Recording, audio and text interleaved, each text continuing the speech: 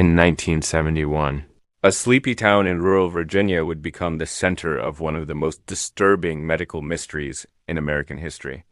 A young man named Samuel Whitaker, gravely ill and swollen beyond recognition, was rushed into a hospital where what doctors found inside him defied every law of biology and anatomy. But this was no accident. What happened next wasn't just the result of birth defects, it was the culmination of a century-long, twisted family practice hidden deep within the Appalachian Mountains. A breeding program designed to push the boundaries of human genetics beyond recognition. What the world didn't know was that this case was only the beginning. Join us as we uncover the chilling history of the Whitaker family, the dark legacy of their experiment, and the horrifying truth they tried to hide. This is a story of genetic manipulation, secrecy, and a birth that changed everything. Before we dive into the story, don't forget to like this video, subscribe to the channel, and share your thoughts in the comments below. Your support helps us keep uncovering the hidden stories from history. The year was 1971, and the air in Mercy General Hospital was thick with unease. In the quiet of rural Virginia, the morning began like any other, with nurses making their rounds and staff preparing for the day ahead. Then, suddenly the doors burst open. A group of men entered, carrying a young man, Samuel Whitaker, on a makeshift stretcher. His body was thin, almost skeletal, and his abdomen was grotesquely swollen, causing immediate concern. The hospital staff exchanged uneasy glances. Dr. Richard Powell, the senior obstetrician on call, rushed to assess the situation. He had seen countless medical emergencies, but this was different. The man's condition defied explanation. Samuel's body, stretched so tightly by the bulging mass, seemed to pulse with life.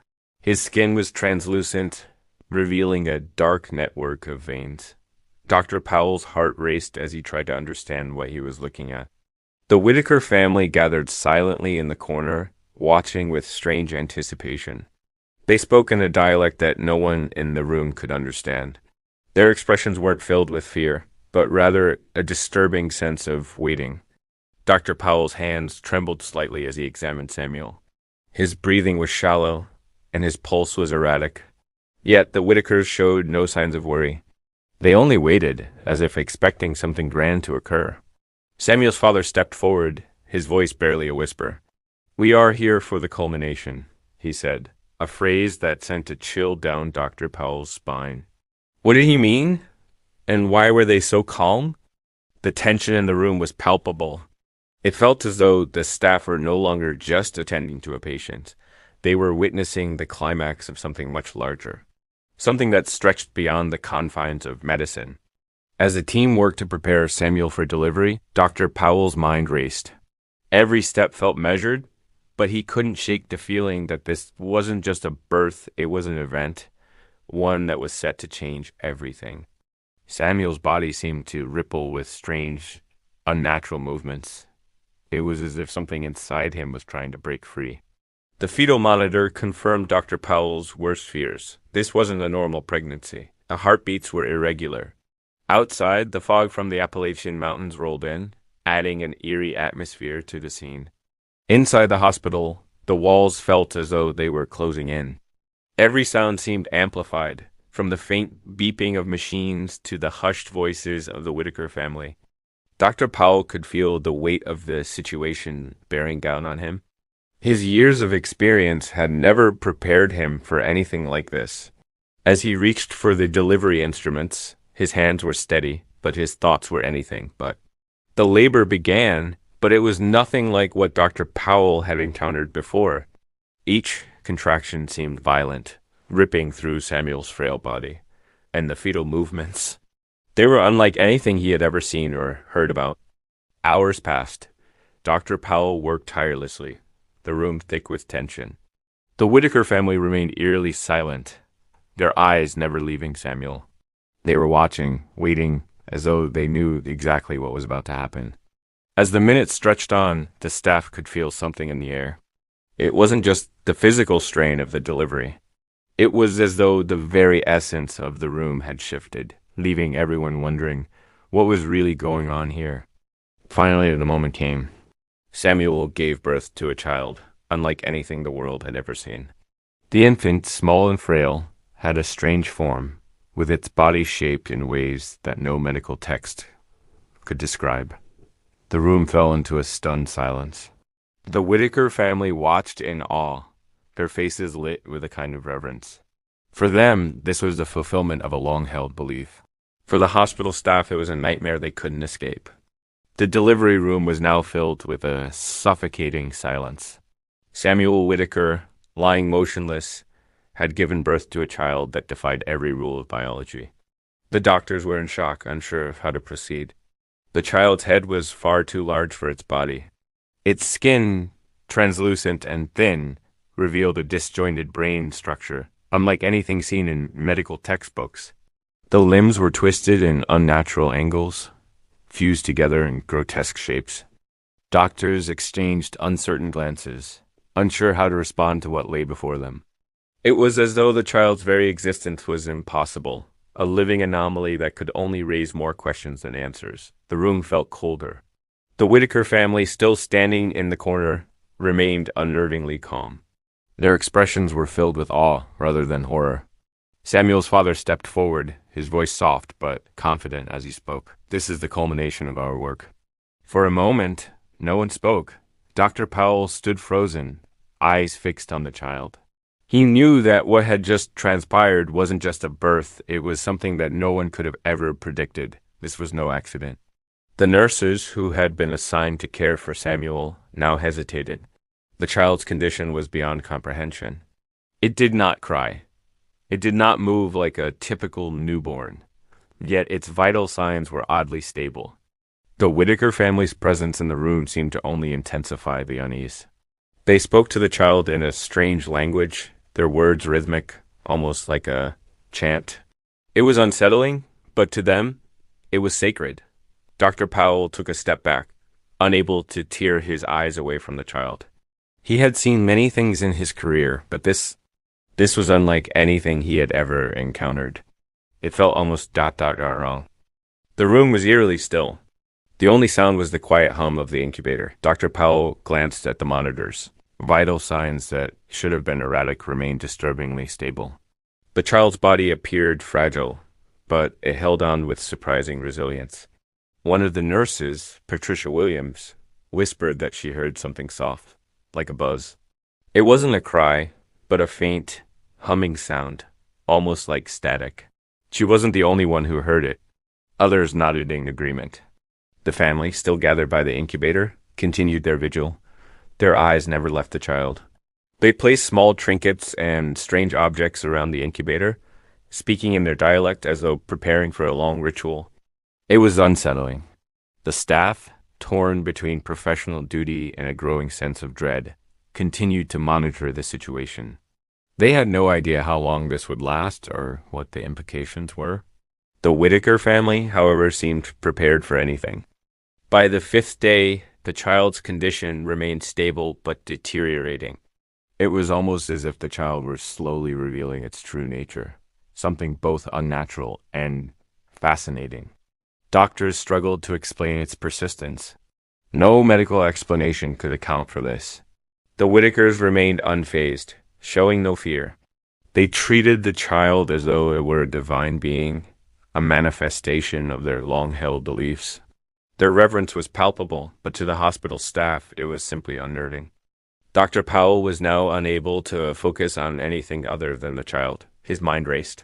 Was this the result of some genetic anomaly? Or was there something else at play? He had to understand, but the answers eluded him. Every night, the Whitakers held a vigil by the incubator.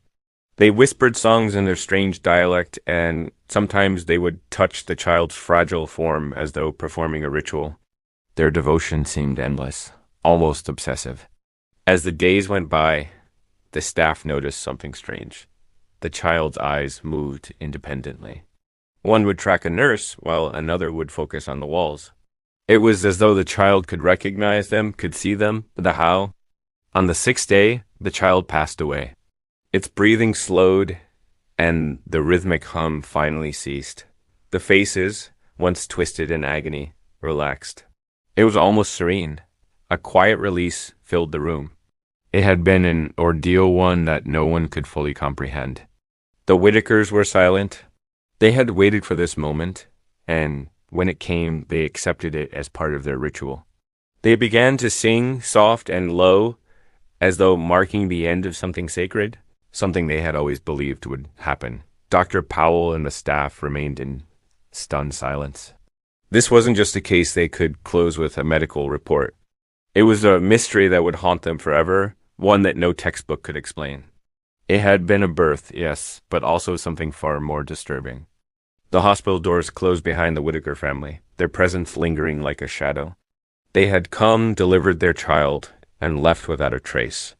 But something remained, an unanswered question that would continue to haunt Mercy General long after they were gone. The Whitaker family's legacy began in the Appalachian Mountains of Virginia, where isolation bred secrets and a twisted belief in genetic purity. This family was far from ordinary. Their stories stretch back generations. Joshua Whitaker, the patriarch, settled in the harsh, unforgiving terrain in 1847. He didn't come for wealth or prosperity. Instead, he came seeking solitude, determined to preserve a bloodline untouched by outsiders. He brought with him 2 women, his wife, Martha, and her younger sister, Rebecca. Their unconventional union was the beginning of something that would be feared and whispered about for over a century. Joshua preached a dangerous philosophy. Mixing bloodlines weakened the divine essence. He believed that only pure, untainted blood should continue. His vision for the Whitaker family was one of isolation and, ultimately, preservation of this supposed purity. By 1855, Joshua had fathered 14 children, some with Martha, some with Rebecca. Each child was an instrument in his vision. The outside world was not to be trusted. Only the Whitakers understood the truth. As the generations passed, Joshua's beliefs hardened into a systematic breeding program, one that was both chilling and deliberate. The Whitaker name became a symbol of something different, something that society, in its ignorance, feared and misunderstood. Over the years, the Whitakers' family structure blurred. Traditional roles, relationships, and titles became meaningless. Siblings married siblings. Fathers were uncles. Sons were also cousins. Their genetics intertwined in a complicated web of familial ties. The rotation system, as they called it, dictated the course of life. Every fertile woman within the family was paired with several male relatives, sometimes in a set order to maintain genetic purity and ensure the bloodline stayed strong. This method, akin to animal breeding, was carried out for over a century. Records were meticulously kept. Births, pairings, deaths, everything was documented in leather-bound ledgers that passed from one elder to the next. In the eyes of the Whitakers, this was not wrong. They weren't outcasts. They were guardians of a legacy. To them, their bloodline was special, and they were destined to preserve it, no matter the cost to their health or the world outside. But to those on the outside, the Whitakers were a mystery. They became the subject of rumors, strange children with peculiar features, a family that never mingled with the rest of the town. They were seen as a ghost story, a name whispered, but never spoken openly. Local doctors, too, began to take notice. Birth defects, developmental issues, and strange physical traits were common among the Whitaker children. Many refused to treat them. Their practices were considered too bizarre, too dangerous to get involved in. As the 20th century rolled around, the Whitakers' practices became more regimented. The rotation system was refined. Every pairing's results were studied in detail: height, intelligence, physical appearance. Each birth was another step in a twisted march toward their goal. But with each passing generation, the damage became clearer. The inbreeding resulted in malformed children, disabilities, and genetic defects. Yet the family saw this as part of their sacred path. Every failure was accepted as necessary. Neighbors talked of Whitaker children who seemed distant, who walked with strange, uncoordinated gaits. Some could not speak or showed signs of developmental delays. But to the Whitakers, these were not signs of failure, merely steps toward perfection. The family's beliefs, so deeply ingrained, couldn't be questioned. They weren't merely living in isolation. They were, in their minds, advancing toward a divine ideal. The outside world, full of what they called mongrels, was to be avoided at all costs. By the time Samuel Whitaker was born in the 1950s, the family's practices were well established. He grew up surrounded by his relatives, uncles, cousins, and half-brothers, all of them twisted into a tangled web of connections that no outsider could comprehend. The family believed that Samuel held the potential for the final breakthrough, the culmination of their efforts. His genetic profile was considered special, and he was carefully selected for the family's breeding program. Samuel was, in their eyes, the key. But what would become of him? And what about the child he carried? Samuel's pregnancy wasn't just another family event. It was seen as the final step, the birth of the perfect one, the one they had all been waiting for. The Whitaker family's breeding program was far from ordinary. Known as the rotation system, it was a calculated effort to maintain their bloodline's so-called purity. The practice stretched across generations, its intentions chilling. The system was rigid, methodical, and meticulous. Each fertile woman within the family was paired with multiple male relatives in a predetermined order, ensuring that every pairing adhered to the family's ideals of genetic concentration. At first glance, this practice seemed more like livestock breeding than human relationships. Yet to the Whitakers, this was a sacred duty, a mission to preserve what they believed was their family's divine essence. Every pairing, every birth, every death was recorded with precision. Large leather-bound ledgers passed down through the generations held the secrets of the Whitaker family's twisted breeding plan. Each entry was an act of religious fervor. The goal was simple yet horrifying, to avoid any intrusion of outside blood, keeping their lineage pure and strong. The rotation system allowed no room for love, only for the continuation of their genetic experiment. The older men of the family acting as both record keepers and enforcers, overseeing the rotation system. They maintained strict control over who was paired with whom, ensuring the continuation of their highly questionable traditions. Children were seen not as accidents or the product of love, but as carefully planned results. Their bodies were meant to embody the Whitaker legacy, no matter the deformities, mental delays, or physical defects that resulted from this relentless inbreeding. But the consequences were undeniable. As the generations passed, the damage to the family's genetics became more visible. Children were born with cleft palates, missing limbs, and underdeveloped organs. These were the failures in their eyes, but they accepted them nonetheless. The surviving children, though often physically impaired, were seen as proof of the system's progress. In their eyes, every flaw was a necessary sacrifice. Each deformity was part of the plan one step closer to perfection.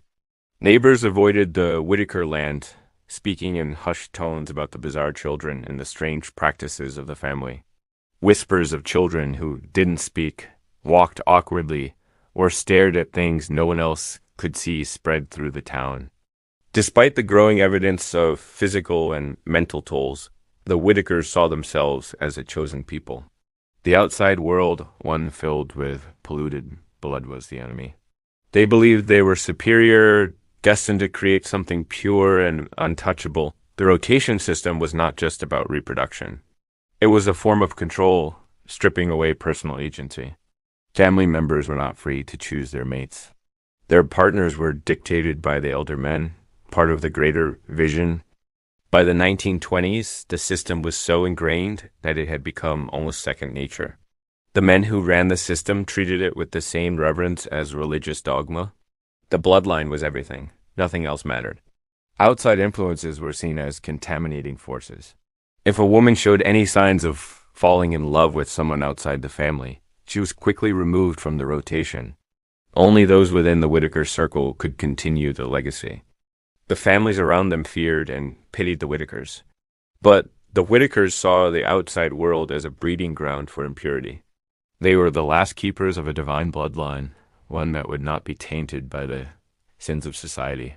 As each generation passed, the physical and mental defects in the Whitaker children became more pronounced. But no matter how many births ended in tragedy, the family believed it was all worth it for the eventual perfect offspring. The family's records, when examined later, revealed an unsettling truth. Every detail of their breeding system was planned with a cold, clinical precision. There was no room for error in their eyes, only the unrelenting pursuit of perfection. When Samuel Whitaker was born, he was seen as the ultimate product of the rotation system. His genetics were considered ideal, and the elders believed that he would finally bring the family's century-long mission to fruition. Yet, despite the family's obsessive planning, the true consequences of their actions were hidden until it was too late. Samuel's child would be the tragic manifestation of their twisted vision, a living testament to a century of genetic manipulation. Samuel Whitaker's pregnancy began in a way that seemed all too familiar to the Whitaker family. His body had been prepared for this moment since birth, his role already determined by the rotation system. From the start, something felt different. Samuel's body began to show signs of distress almost immediately. His belly, swollen beyond what anyone had expected, started to grow at an alarming rate. It wasn't normal. At first, the family dismissed the changes as part of the process. Every shift, every abnormality was viewed as a sign of something greater, a sign that the family's mission was finally approaching its culmination. But as the days passed, Samuel's health rapidly declined. He lost weight at an alarming rate despite the pregnancy. His skin began to pale and the color drained from his face, leaving him unrecognizable. The Whitaker elders, unmoved by Samuel's deteriorating condition, continued their vigil. To them, these were simply necessary sacrifices, signs of transformation. The family's legacy depended on it. Samuel's suffering was seen as part of a greater plan. As his health worsened, Samuel began to experience strange sensations. His abdomen would ripple, as if something inside him was moving with a will of its own. It was unsettling, but the family remained unfazed. Samuel's body felt foreign to him. Every day it seemed as though his pregnancy was not just a biological event, but a disturbing transformation. His body had become a vessel for something far beyond human control. Despite his growing weakness, Samuel refused medical help. The family's belief system dictated that outside interference would corrupt the process. Their prideful faith in the rotation system prevented them from seeking any aid from the outside world. With each passing week, Samuel's condition grew more severe. His once dark eyes began to shift, changing from a deep brown to a pale, unsettling yellow. To the Whitakers, it was a divine sign. To others, it was alarming. The physical toll on Samuel was evident. His hair began to fall out in clumps, and his teeth loosened, causing him unbearable pain. Yet his family's faith in their mission never wavered. They saw this as progress. By the 7th month, Samuel's body was unrecognizable. The swelling in his belly was grotesque, and his frail frame could barely support the weight. But still, the Whitaker family maintained their strange reverence for the process. Though Samuel's body was deteriorating, the family treated his condition with religious reverence. Every movement, every breath he took was seen as evidence that their century-old plan was coming to fruition. They were nearing the end. The family's belief in the perfection of their bloodline was unwavering. They spoke in hushed tones about the culmination that Samuel would bring into the world. This child was not merely a birth, it was the family's ultimate destiny. As Samuel's health rapidly declined, he slipped into unconsciousness. He was barely responsive, his body refusing to cooperate with the demands of the pregnancy. But the Whitaker family remained by his side, their hopes undiminished. One morning, as Samuel lay unconscious, the family made a rare concession. They took him to Mercy General Hospital. The decision wasn't made out of concern for his well-being, but rather to ensure the birth would be documented. The drive to the hospital was agonizingly long, the roads winding through the mountains. Samuel's father held him tightly, his expression filled with the quiet certainty that the culmination of their mission was finally within reach. By the time they reached the hospital, Samuel was barely alive. His body, once strong and vital, had withered into something frail and almost ghostly. Yet in the eyes of his family, he had fulfilled his purpose. Inside the sterile, cold walls of the hospital, Samuel was prepared for labor. His body, now a shell of its former self, seemed almost unwilling to comply. But the Whitakers remained confident this was the final step in their genetic quest. As the contractions began, they were violent and erratic. Samuel's frail body couldn't withstand the strain, and his ribs began to fracture. Yet, the family remained steadfast, their faith in their bloodline stronger than the reality before them. With each passing hour, Samuel's body seemed to give way further. He was no longer a person in the eyes of the Whitakers. He was a vessel, an instrument of a larger, more terrifying design that had been centuries in the making. The delivery room was filled with the buzz of medical machines and an undercurrent of tension. Dr. Powell stood at the foot of the bed, staring at Samuel, whose body was near collapse. Samuel's contractions were violent, unpredictable.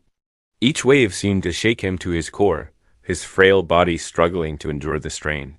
He moaned softly, but it wasn't a cry, it was something else. The Whitaker family stood in silence, their eyes fixed on Samuel. They spoke in their strange dialect, almost like a prayer.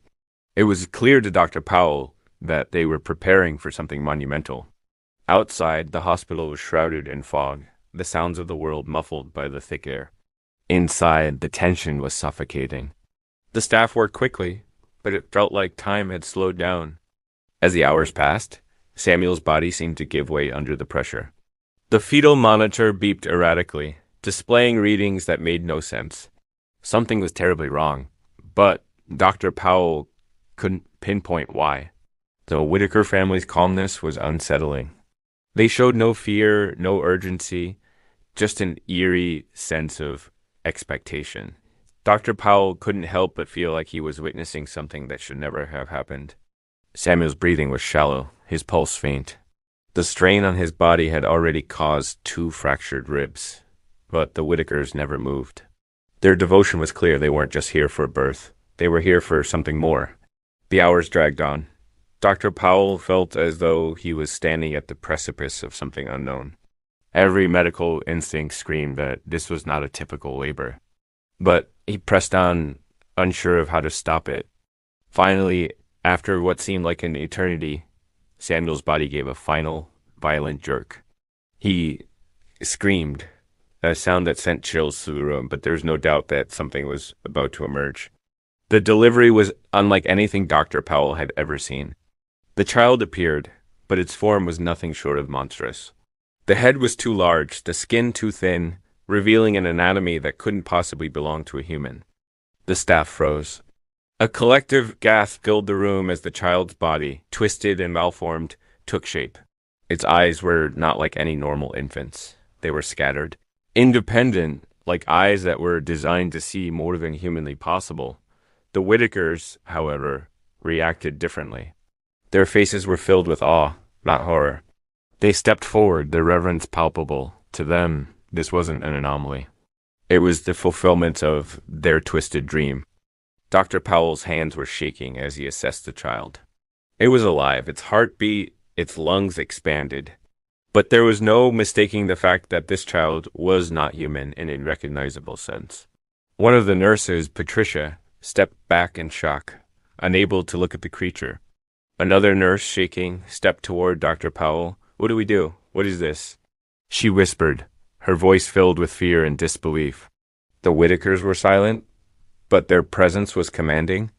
They spoke softly to the child in their strange tongue and placed small objects around the incubator, a few smooth stones, wood carvings, and photographs from their home. Dr. Powell had no idea what to do next.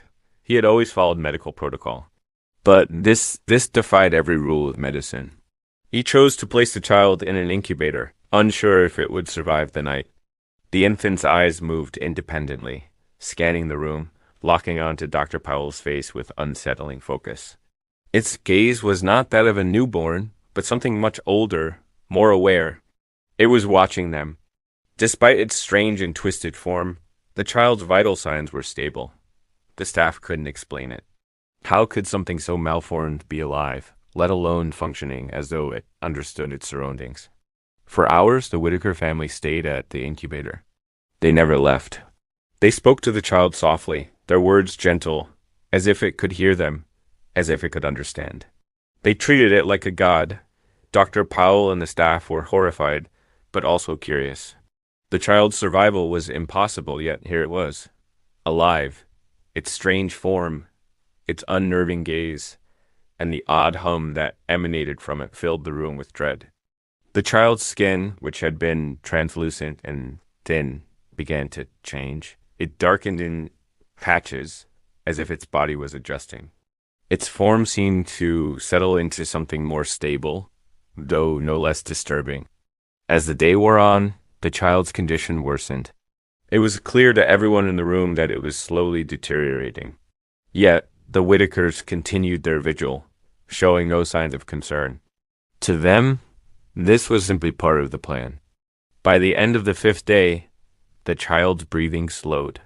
The humming sound it had emitted gradually faded, and the room fell silent. The Whitakers remained still, their faces calm. This, they believed, was the end of their journey. The infant's final moments were strangely peaceful. The agony that had been so visible on its face melted into something softer, almost serene. The three overlapping faces, which had been contorted in silent screams, relaxed into an eerie smile. The Whitakers gathered around the incubator, their hands on the glass. They sang softly in their strange dialect, a hymn that seemed to echo through the room. This was their ritual, the final moment of their plan. Dr. Powell stood by, helpless. He had witnessed something that couldn't be explained. But he knew that the truth of what had happened here would never be fully understood. The files would be locked away, buried forever. The hospital room was quiet, save for the steady hum of the incubator. The Whitaker family, undeterred by the child's strange and unsettling appearance, remained by its side, their vigil unwavering. Each family member took turns speaking softly to the child in their peculiar dialect. Their voices carried a rhythm, almost like a chant, a deeply ingrained ritual that seemed to transcend time itself. The child, despite its unusual form, remained alive. It didn't cry or wail like typical infants. Instead, it emitted a low, almost imperceptible hum that resonated in the air, filling the room with an eerie presence. To the Whitaker family, this hum was a sign, a sacred, divine sound. They believed it was the child's way of communicating, a message from a higher power. To the medical staff, it was unsettling and unexplainable. For days, the Whitakers kept a constant watch. They didn't leave the room. They slept in shifts, their faces illuminated by the flickering hospital lights, but their eyes never straying from the incubator. Dr. Powell, though disturbed by the whole situation, couldn't deny the child's resilience. It shouldn't have survived this long. Yet, against all medical expectations, it remained alive, its pulse steady, its breathing rhythmic. In the sterile environment of the hospital, where every detail is carefully measured and controlled, the Whitaker vigil felt out of place, an archaic practice with no explanation, but one that was deeply important to the family. The family's quiet devotion was both haunting and fascinating. The nurses, once reluctant to enter the room, eventually got used to the constant presence of the Whitaker clan. But no one truly understood them. Every so often, one of the Whitakers would bring a small token, an object from their home in the mountains. A stone, a carved piece of wood, an old photograph. It felt almost like an offering to the child. Dr. Powell could hardly look away from the child. He had seen thousands of births, but this was different. What was this child? How could it have survived? His mind raced, but no answers came. The Whitakers treated the child with reverence, as if it were more than just a being. It was their hope. It was their future. It was the embodiment of their entire family's belief system, a belief that nothing could challenge. The staff had begun to notice changes in the child's condition. Its eyes, once unfocused and scattered, began to lock onto objects, following them with unnerving precision. It was as though it understood what was happening around it. One night, a nurse named Patricia stayed late, watching the child in the incubator. To her horror, she swore she saw its hand move, flexing in a way that should have been impossible given its malformed body. The Whitakers, however, remained unperturbed. They sang softly in the dark, their voices blending with the child's strange hum. It was clear that they viewed this not as a medical emergency, but as a sacred event. As the days wore on, the child's body seemed to stabilize.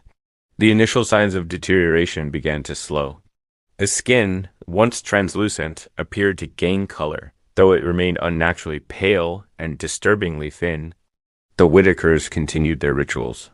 They placed more objects around the incubator symbols that were meaningful only to them. It was clear to the hospital staff that these items held great significance, though no one knew why. Despite the child's alarming appearance, the Whitakers spoke of it with a sense of pride. They would refer to it as the perfect one, the culmination of their long-standing family plan, a plan that had now come to fruition. The more the Whitakers spoke, the more it became evident that they didn't see themselves as outcasts. They weren't isolated or abandoned. They were chosen, and the child in the incubator was their proof, their final vindication. With each passing day, the tension in the hospital mounted. Dr. Powell and the staff felt trapped between their professional duties and the growing unease in the air. This was no ordinary case, no ordinary birth. It was something else entirely. And still, the Whitakers watched, their faces unwavering, their vigil continuing. It was as if they were the only ones who truly understood what was happening. Their child, their legacy, was alive, and they would not leave it. As the final days passed, the staff grew more anxious. What would happen to this child? What would happen to the Whitakers? They had already taken so much, but the answers they sought seemed just out of reach. The Whitakers believed they had finally achieved their goal. They had brought their bloodline to perfection. But what did the outside world make of this? Would the truth of the Whitaker legacy be buried forever, or would it be uncovered? 2 days after the child's death, the atmosphere in the hospital shifted. A group of men in dark suits arrived, moving with quiet efficiency. No one knew who they were, but their presence felt ominous. The men spoke little to the staff. They bypassed the receptionist and walked directly to the maternity ward. Their demeanor was calm, but there was an air of authority that immediately made the hospital staff uneasy. The Whitaker family, still by the incubator, continued their vigil. They remained unfazed by the arrival of the men in suits. It was as though they had been expecting them, as if this had all been part of the plan. Dr. Powell watched from a distance, his mind racing. Who were these men? What did they want? And why did it feel as if the Whitaker family had anticipated their arrival, even welcomed it? The men in suits didn't introduce themselves. They didn't need to. The quiet authority they exuded was enough. One of them approached the Whitakers, who greeted him as if he were a long-lost relative. The family didn't resist. They didn't question their presence. Instead, they offered the men in suits a seat and quietly resumed their vigil. To the outside world, they were an enigma. But to these men, they seemed familiar. The leader of the group spoke to the Whitaker patriarch in low tones. No one could understand their conversation, but the tone was not confrontational. It felt almost like a transaction one that had been set in motion long ago. The Whitaker family, still holding their strange ritualistic items, seemed resigned to whatever the men in suits would do. The sense of unease in the air grew. Dr. Powell knew something was about to change, but he wasn't sure how. Minutes passed, but it felt like hours. Dr. Powell and the nurses were ordered to leave the room. The staff didn't protest. They were simply told to comply. As they exited, they exchanged confused, worried glances. Back in the maternity ward, the Whitaker family remained undisturbed. The men in suits began to take action. Documents were produced. Photographs of the child were collected, along with all medical records related to its birth. Dr. Powell returned to his office, his mind spinning. He had witnessed the child's birth, its survival, and its death.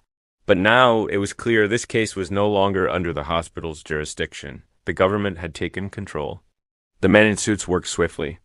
They removed the child's body, sealing it in a metal container with military precision. Every trace of the child was wiped from the hospital's records. It was as if the event had never happened. As the men finished their task, they moved on to the Whitaker family. The patriarch signed several documents without hesitation. Dr. Powell could only watch, helpless, as the entire situation was erased before his eyes. The Whitakers left as quietly as they had arrived, disappearing into the night. It was as if they were ghosts.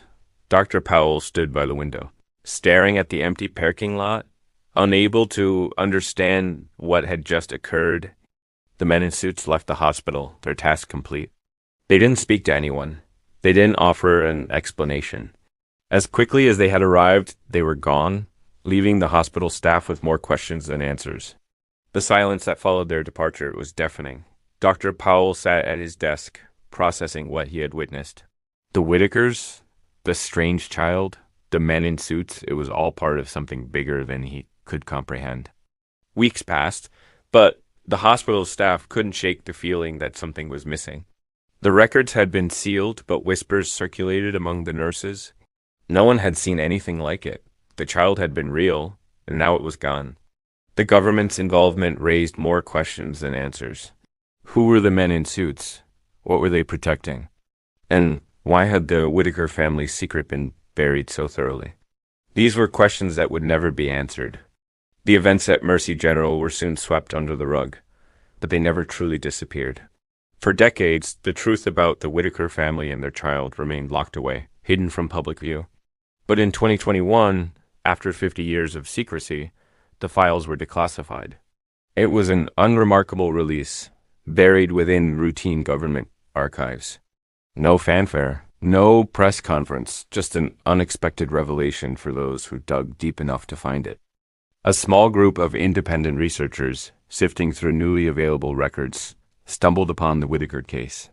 What they found was not just medical documentation, but a chilling federal investigation that had been kept secret for decades. The files weren't complete. Pages were heavily redacted, entire sections blacked out, but what remained painted a picture that was far more sinister than anyone could have imagined. The truth was more disturbing than whispers. According to the documents, what had been labeled a genetic anomaly was much more than that. The Whitaker child had been part of an ongoing federal investigation into multi-generational genetic concentration, with anomalous markers, a code word for genetic manipulation. The investigators had carefully documented every detail, but their conclusions were redacted. What had the Whitakers been doing? Were they merely the victims of some twisted experiment? Or were they complicit in something much larger and more dangerous? The files indicated that this wasn't an isolated incident. There were references to similar cases in other remote communities, suggesting that the Whitakers were not alone in their strange breeding practices. This was part of a broader, unknown program. The genetic data contained in the records was deeply troubling. The child's DNA was described as synthetic in appearance, with sequences so rare and repeated that even top geneticists at the time struggled to understand it. It didn't seem to belong to the human race. Notes from the field investigation confirmed what had long been suspected. The Whitaker family's breeding system had been planned with the precision of a scientific experiment, carried out with the intention of producing a predetermined genetic outcome. Yet there was something even darker lurking within the documents. References to unknown parties and unacknowledged experiments appeared sporadically, hinting at forces far beyond the Whitaker family itself. Who was behind this experiment, and why? For decades, the Whitaker case had been written off as a tragic anomaly, but the files revealed something much more chilling. This wasn't just an isolated incident. It was a part of a pattern, one that had been carefully orchestrated. The documents hinted at the possibility that the Whitakers were being used as pawns in a far-reaching, government-backed experiment, but the details were buried, too obscure to fully comprehend. Who was controlling the program, and what were their true intentions? In the weeks that followed, the researchers dug deeper into the files. They uncovered photographs of the Whitaker family, their ledgers documenting every birth, pairing, and death. The sheer amount of data was overwhelming, and the implications were staggering. What had seemed like a deeply twisted family practice now appeared to be part of a larger, far more sinister plan. The Whitakers weren't just isolated. They were linked to something much bigger, something that stretched far beyond the confines of their mountain home. The files made it clear that the genetic manipulation wasn't limited to one family. The research suggested that similar programs had been undertaken in other remote areas, where families had been unknowingly or unknowingly subjected to the same kind of genetic experimentation. But the more the researchers uncovered, the more questions arose. Who was pulling the strings? Why were these experiments being conducted? And most disturbingly, were they still happening? had the Whitaker case merely been one small piece in a much larger puzzle. Despite the redactions and omissions, the files painted a picture of a government willing to manipulate genetics, to experiment with human lives for reasons that were never fully explained. The truth was buried for a reason, and the questions it raised were terrifying. The final report, which was heavily redacted, left only a chilling conclusion: further investigation required. But no further investigation was ever conducted. The files were sealed again, and the truth was locked away once more. For the researchers who uncovered the files, the implications were clear. What had happened in the mountains of Virginia wasn't an isolated event. It was part of a coordinated effort, a program that had continued for far too long. Listen, dear, perfection is a trap. We often believe that if we control everything, life will fall into place, but that only keeps us stuck. The real beauty comes not from being perfect, but from showing up as we are imperfect and real. Embrace the mess, because that's where growth, connection, and true magic happen. Let go of the need for perfection and live in the moments that are messy, unpredictable, and wonderfully human.